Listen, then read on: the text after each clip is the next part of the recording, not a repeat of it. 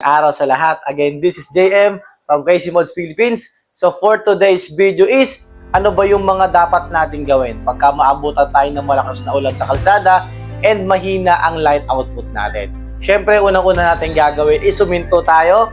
Kung alam natin na mahihirapan tayo bumiyahe habang umuulan, and kung hindi lang umuulan, kung mag-zero visibility man, and kung ma-espalto ang lugar natin, alam natin gano'ng kadilim yan. Siyempre, unang-una sa lahat is gumilid muna tayo para safety. Kung alam naman natin na mahina ang light output ng auto natin and kung hindi na rin ganun kalinaw ang mata natin sa daan, lalo na sa gabi, syempre unang-unang gagawin natin is uminto sa kalsada, sa lugar na kung saan safety tayo.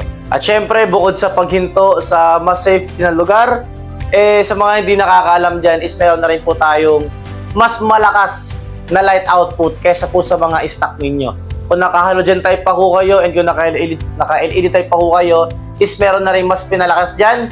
Ang tawag po doon is violet projector, which is ayun po yung gamit namin dito kay KM. Ayun po yung product namin dito kay Crazy Mods. So ayun po, bakit nga ba namin siya ini-introduce na once na mag-avail kayo sa amin is magiging safety na tayo sa daan. Bakit? Kasi po, ang product namin dito is meron kami tinatawag na pang all-weather. So kahit maabutan po tayo ng malakas na ulan sa kalsada, kung mapadpad man tayo sa lugar na madalas mag-zero visibility, and kung ma-espalto man yung lugar na yan, is meron po kami ditong projector na pang all-weather. So ano ba yung tinatawag namin dito na pang all-weather? So meron po kaming S2 projector headlight, which is pang all-weather po yun. Ang kulay po kasi ng light output ng S2 projector headlight namin is may pagka-yellowish.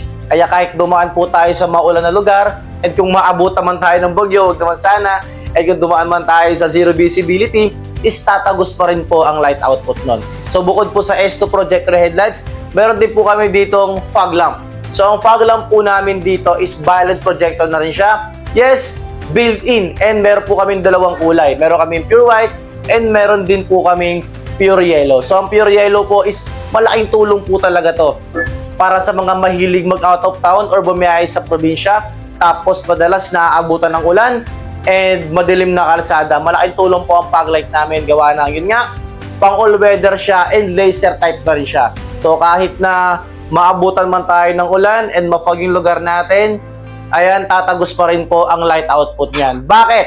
Kasi meron na rin po siyang function na high and low beam. Ayan, so syempre hindi lang naman kami may mga ganyang klaseng light output.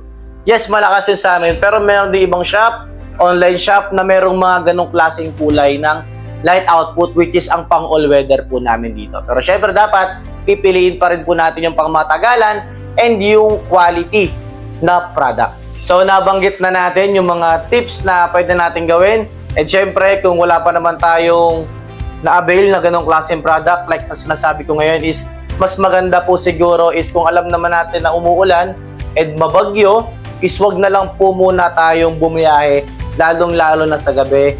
And syempre sa mga hindi na rin ganun, kalinaw ang mata nila para po maiwas-iwasan ang prone accident na nangyayari dito sa Pilipinas. Syempre hindi lang sa Pilipinas, pati na rin po sa buong mundo. So yun lang, maraming salamat. Bye-bye.